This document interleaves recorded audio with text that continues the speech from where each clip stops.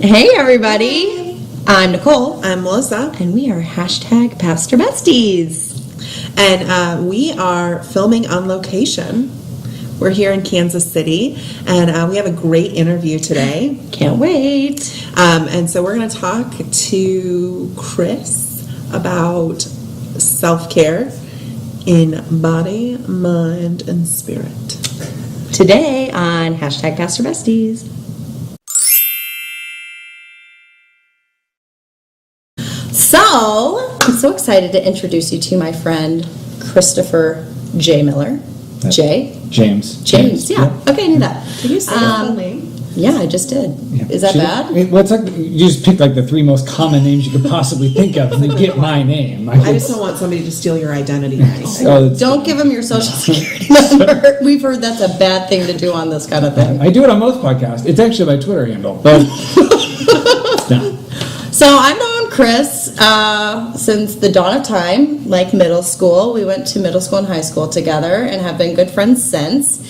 And Chris is a pastor here in Kansas City and doing amazing work with youth. Yeah. And so we thought we'd spend some time chatting with you today since we're over in your neck of the woods. I am excited to be here. So. Hey, do you know how I know Chris? Twitter. That's how you know like 50% of everybody that you follow on Twitter. I don't know what that meant. It just means you meet a lot of people on social media. Oh, it's true, yeah. They do. Yes, that's all. So we want to talk a little bit today about self-care and mental health and ministry, and that's such an important topic and something that I think a lot of pastors they just neglect. Yeah. Mm-hmm. And so we kind of just want to get your thoughts on that and have a conversation about it. Which I am really excited about. Like, one of my big pet peeves is how we have this stigma around mental health, and we just don't talk about it, especially in ministry.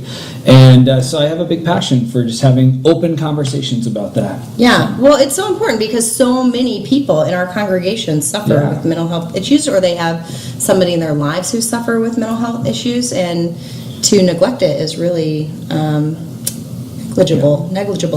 For one of my seminary projects, I did kind of a study on mental health in the church, how the church handles it.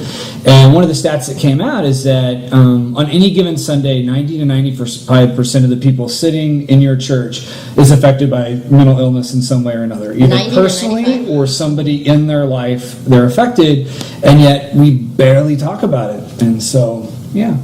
That's shocking. That is. I mean, that's a really high number. Well, I bet we could go around here and we could all name somebody in our life that was struggling or we have struggled. Right. And so when you say that, like, you love having conversations and open conversations, how do you usually start that? Like, what's your go-to line? I don't.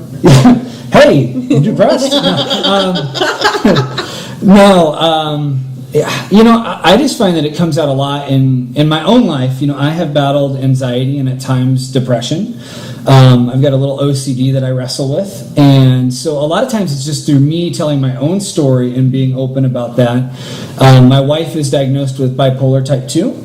And she is pretty open about her story. And so when we talk to youth, it kind of opens that door for them to have those conversations with us. Because they're like, oh, if you're talking about it, then it's okay for me to talk about it. And so a lot of it just comes out of that. Yeah. I think that sharing from our brokenness is so important in ministry, but especially in this type of thing, because there is such a taboo about mental health issues. And as pastors, we should really be leading the way in helping people address this issue, right? And to know that it's not because there's anything wrong with them, right? You know, there's nothing wrong with you, and how can we help you? Yeah, work through this time in your life. Well, I have a question in this sort of talking about it. One of the things that I have heard from Christians in particular, right? So I walked into a conversation once where someone was talking about their diagnoses with mental health and also some physical health, and the person said, "You know what? You should stop listening to your doctor. You just need to start praying it away. Pray your whatever diagnoses away. Right. How do you respond in that situation? Yeah, I grew up in a really conservative environment, a very evangelical environment, and that thinking is definitely there. And you'll hear people who, you talk about depression, and they throw around like, well, you need the joy of the Lord. Are you reading your Bible enough? Are you worshiping enough? And, I think for me, I don't understand why we talk about mental health in different terms than we talk about physical health. And you wouldn't hear anybody in the church come up and say, well, I broke my arm, you can see the bones sticking out, and they're like, well, have you thought about praying? Maybe read your Bible a little more. No, we would send them to somebody who would know how to help them get healthy. And I think we have to get to a place where we talk about mental health in that same way. I often use the example with people that if you missed 3 days of work and you came back and everybody asked, hey, where were you? Are you okay? And you told them, hey, I had the flu, but I'm better now. I'm no longer contagious. Nobody would really think twice. I mean, they may use a little more Germex or whatever, but right. You're going to go back to normal. But if you missed 3 days and you came back and people asked why you were gone, and you said, well, I was just having panic attacks. My anxiety went through the roof. I just had a real bout of depression and couldn't get out of bed. The reaction is going to be a whole lot different. And people, at least in my experience, would treat you different. And I think we've got to get beyond that to where we don't look at mental illness all that different than we look at a physical illness. One of the things that I really love about you, Chris, is your openness about your struggle and your willingness to ask people to pray for you. And so many times I've seen on social media you say, guys, I'm having a rough day. Please hold me in prayer. And for me, it's an honor to be asked to pray for you, obviously, because I love you.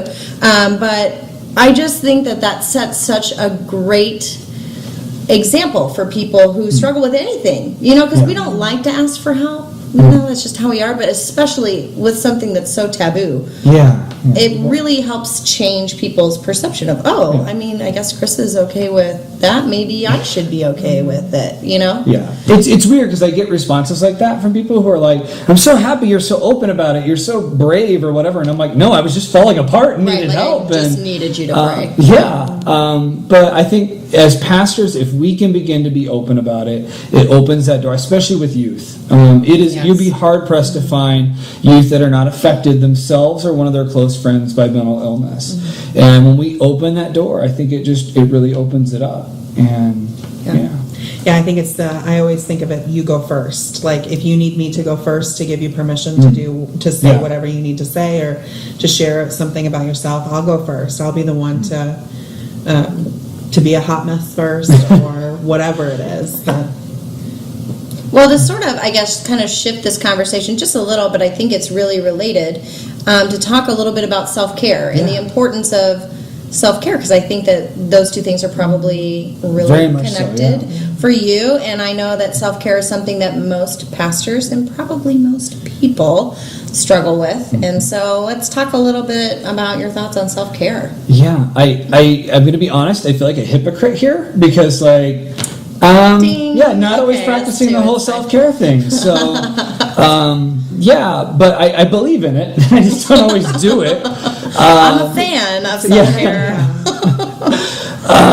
No, I think we've got to take care of ourselves. I say that as a pastor, but also just as a person, and that we need to think about our mental health. And just as there's a taboo around mental illness, there's somewhat of a taboo around mental health. And I was actually talking to my wife today, and we were talking about this very topic, and I told her where it really started for me was how many years ago was it? This is probably 7-8 years ago now. But I was actually watching Rob Bell speak at a leadership conference, and in the Q, do we have a little crush here, a little ministry crush? We're just best friends. Okay, BFFs. He doesn't know it, but okay, that's creepy, but cool. But he was, he was speaking, and in speaking, just in passing, he mentioned something to the effect of like, I was talking to my therapist the other day, and he just blew right by it, like it wasn't a thing. This is just a fact in my life. Right. But you could hear laughter in the crowd, and he stopped. He put on the brakes, and he got pretty sassy, and he's like, why are you guys laughing? I don't understand what's funny about this. And he basically went on to say, like, our mind is the most complex part of the human body. Like it's, if you have trouble with your knee, you go to a doctor, and he's like, your knee is so much simpler than your mind. Like, why wouldn't you want to learn how to use your mind better? And even if you're not struggling with mental illness, like, why not learn how to exercise that and be better? And that just like hit me of like, it's okay to do this. We should do this. Right. Like, when you hear somebody say, hey, I was talking to my therapist, we shouldn't think like, oh, they're messed up, but at least they're getting help. We should think, no, they're just wanting to be better as a person. And I think it's usually the healthiest decision that you can make. Right. And if we can get to a point where we can make that decision before we start to struggle, I mean, I think that's a really healthy practice. Yeah. And I know as a pastor, I'm very limited on how many outlets I have to share about my struggles. Just because, I mean, it's weird to pull somebody aside in the church and be like, let me tell you my deepest, darkest thoughts here that I'm wrestling with, and then the next Sunday you're trying to preach, and make that connection there. And so for me, having a therapist or a counselor, somebody who's completely outside of that I can go to and just get a completely outside perspective is huge. Well, we've talked a lot about the burden of being a pastor and being the story bearers for people. And, like, who bears your story? Right. Like, Who tells your story? Hamilton I reference. didn't It's a know there was Hamilton going to be reference. singing. There is I was often. told there was not, but it's fine. But yeah, I mean, why wouldn't you invest in that for your own self so that you can be a better person, a better pastor, a better friend, a better spouse, a better parent, whatever you are. Right. To be better is a good thing. Yeah.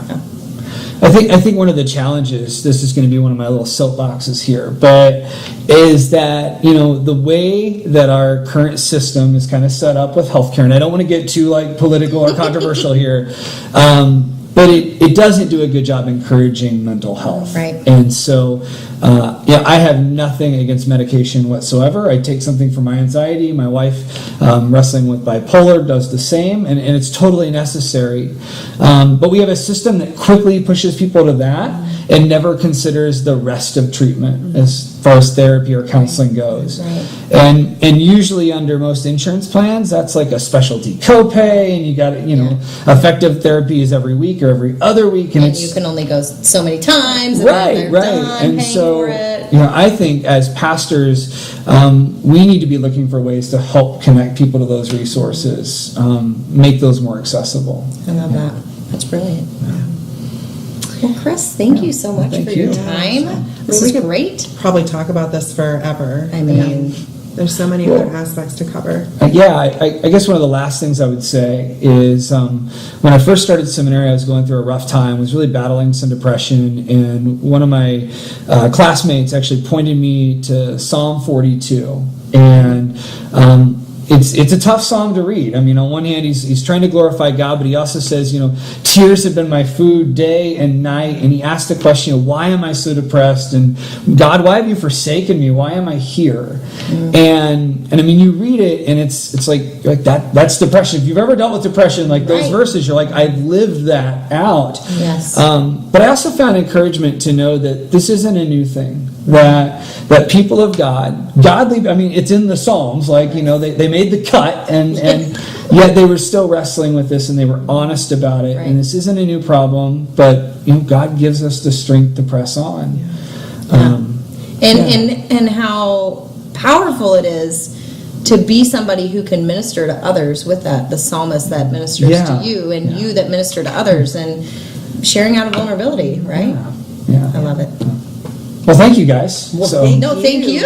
Is this when I awkwardly scoot off camera here? No, you Is stay. that? No, you Oh, no, I stay? Stay here. Oh, Yeah, sorry. because we're going to benedict. Oh, we are. Oh, wow. So make sure to like and subscribe, and share some of your stories too. Use the hashtag Pastor Besties. Share in the comment section below of something that you found helpful, maybe in our conversation, or something that has helped you with your mental health, or a suggestion that you may have for someone else. Because I think it's important for us to share our stories and to be reminded that we're not alone. Yeah. That's right. That we're in this together. We are doing life together. We are sharing together. So continue to share. So May you remember that you are the one who God created, and God has never abandoned. And God is with you always in the middle of the highs and the lows and the ups and the downs and the twists and the turns. So remember that you are a beloved child of God. See you guys next time. Bye.